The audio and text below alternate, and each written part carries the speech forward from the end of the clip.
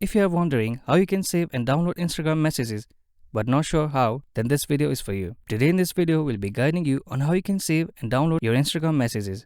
Here's what you need to do. First, open the Instagram app on your mobile device and navigate to your profile. Tap on the three lines icon in the top right corner. Then select Account Center. Now, go to your information and permission and tap on Download your information. Here, you'll find Download or Transfer information. Tap on it.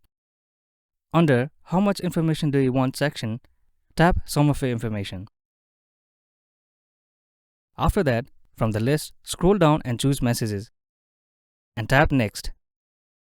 And go with Download to device. Now, according to your choice, choose the date range, format, media quality, and make sure to add the email inside the Notify tab.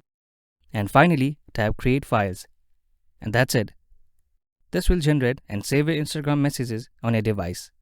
Thank you for watching. If you find this video helpful, please don't forget to give it a thumbs up and subscribe to our channel for more.